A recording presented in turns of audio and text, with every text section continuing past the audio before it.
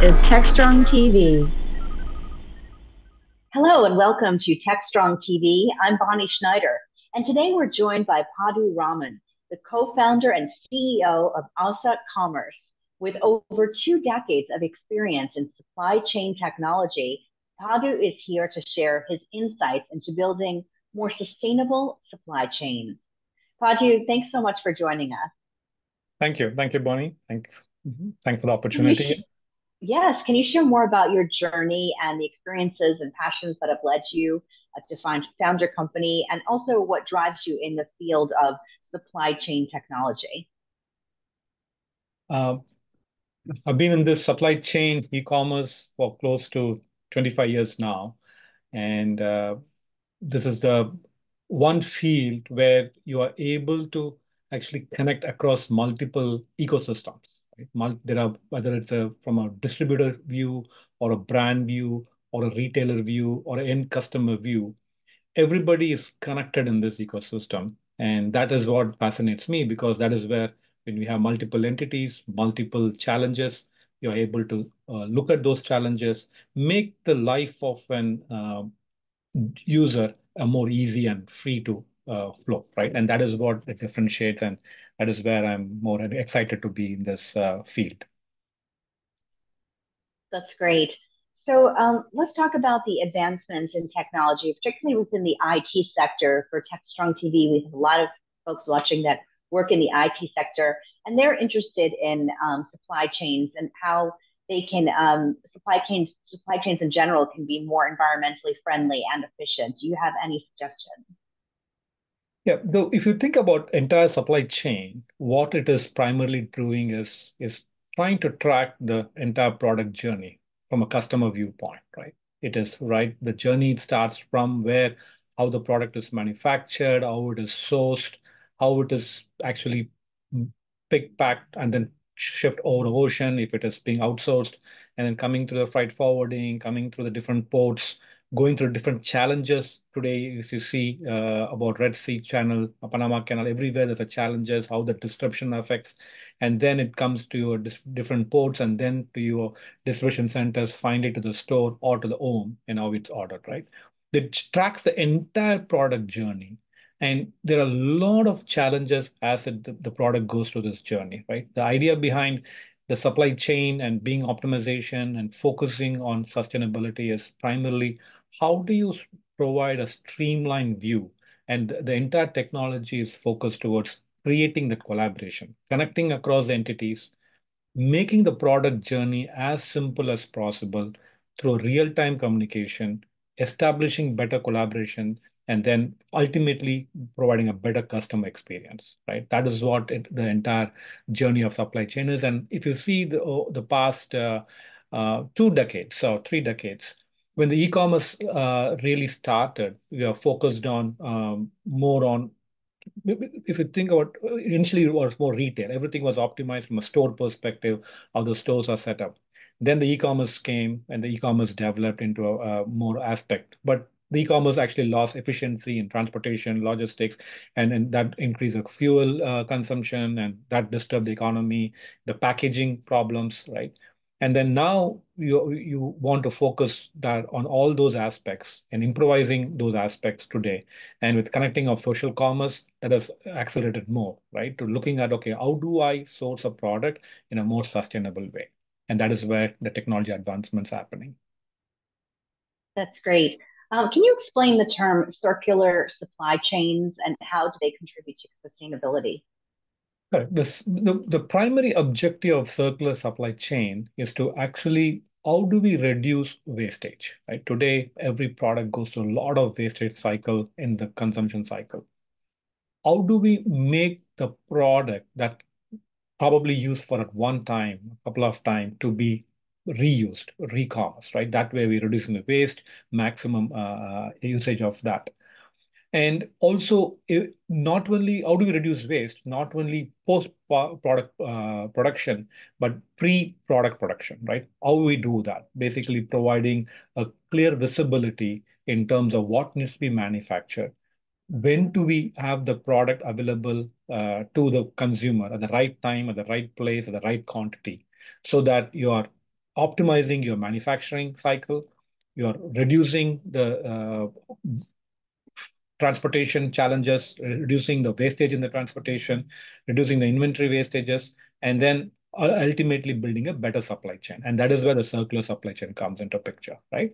The second aspect of circular supply chain is some products may need to be damaged or consumed or trashed, right? But that also lead to a lot of ecological imbalances.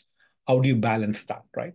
So that is also a aspect of a social supply chain or circular supply chain, and providing a better visibility and contributing that end-to-end focus with the real-time access of information can lead to sustainable practices. That makes sense. How do tech innovations play a role in implementing circular supply chain models? It's three parts, right? One, providing visibility by connecting across the ecosystems, right? Example, a manufacturer should have visibility where the demand is. Somebody ordering, say, sitting in New York and ordering a pair of glasses, and somebody ordering in Florida a different product. The manufacturer of that should have a real-time visibility. What will be the demand? How much is being consumed? So providing that visibility with a real-time communication, that's where it helps into producing the right product and the right quantity. That ability to communicate, right, between the customer, the distributor, the manufacturer, or everybody connecting and communicating and exchanging real-time information, and then finally collaborating, right? The collaboration of, okay, I do have the right data with the right visibility.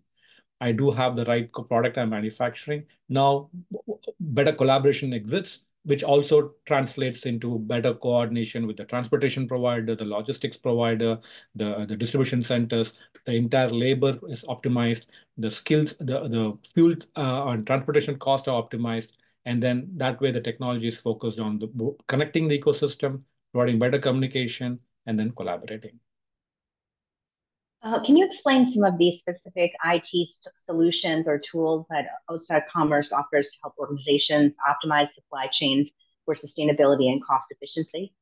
Yeah, so primarily we focused our solutions to consolidate data, breaking the data silos, which is a primary driver in terms of providing visibility and managing the circular supply chain and sustainability. We enable a unified commerce platform, which primarily connects to across all the demand channels, number one. Number two, it connects to all the inventory sources. It could be a distribution center, it could be a manufacturing site, or it could be an store operations, connecting to those fulfillment centers, optimizing across a carrier to find the right geo proximity solution and cost optimization where the customer demand is and where the inventory is available, orchestrating the best possible way. So we provide an unified visible commerce visibility platform. We provide an order management. We provide a sustainable warehouse solution to optimize this entire orchestration in a better way, and then finally traceability in the last mile delivery. Right? That way, the entire end-to-end supply chain visibility is created, and then that drives a better cost optimization, better customer experience, and increased revenue. So, what is collaborative visibility? Can you explain the term? Collaborative visibility is primarily connecting both a visible entity of data aggregation and ability to execute, right? If you think about just providing data and just visibility in a more reactive manner and a more proactive manner in a time lag, it doesn't serve that much real purpose. What collaborative visibility primarily offers is it provides a real-time visibility with actionable insights, where you're able to take real-time actions and then continuously optimize. A classic example is there is challenges in the Red Sea, a disruption in the freight movement of the ships. Quick reaction to move the products or ships from the Red Sea area to all to the Cape end of the, taking the longer route during the, and then delivering it, adding additional week, 2 weeks in your entire transportation life cycle. How do we quickly react? What are the implications? What are the downstream, upstream implications? Providing the visibility and automatically taking that collaborative action in a more prescriptive manner. right? With all the AI built tools that offers, and that is what the collaborative visibility is. So it's providing both visibility, the centralized views, and also providing the action items and taking the action items in a more prescriptive way. And that's what That makes constitutes sense. that. Can you explain in what ways the collaborative visibility reduces emissions and costs? Primarily through data access, real-time access, right? So if I take a product journey from a manufacturer, the manufacturer is putting out the information for the different supply chain nodes to consume. It could be a freight forwarder, it could be a customs broker, it could be a distribution operator, it could be an store operator, and finally the carrier that delivering the product. They are able to understand when the product will be shipped out, what are the different disruptions that could happen, automatically plan different optimized. Maybe I have two providers shipping or two manufacturers shipping this different products in the same area. I can consolidate those loads and then ship it out. So they're creating that visibility and optimization, consolidation, and ultimately the really planning the scheduling, the corresponding cascading effect of labor planning, and all the entity creating a more real-time execution drives the reduction in the emissions as well as the cost, because the continuous optimization is what is driving that. Ed, what tech trends do you foresee in the future in the realm of supply chain sustainability? I think more will be driven through prescriptive AI-based solutions where the system is continuously looking at the data and then making those decisions and then driving optimization, right? Which ultimately drives better experience, better convenience, and engagement, which all drives to a better sustainable execution as well. That is where the continuous execution is going to be. There'll be more AI-based solutions that is coming out, which is looking at different segments of the supply chain in different perspective, right? One in the transportation perspective, optimize load. One in looking within a distribution center, how to pick, pack, and ship efficiently in a more elegant and a more cost-effective way. Looking at the returns, how do we disposition the product in a best efficient way? So different areas collaborating, and then all these AI models and AI tools collaborating themselves to make a better decision. Well, that was an interesting perspective. Thank you, Padhu Raman, co-founder and CEO of Osa Commerce. Thank you for sharing your valuable insights into sustainable supply chains and the innovative role that technology plays in achieving these goals. We appreciate having you on Techstrong TV today. Thank you, Bonnie. I enjoyed it. Great. Well, stay with us. We're going to have more great interviews like this one coming up on Techstrong TV.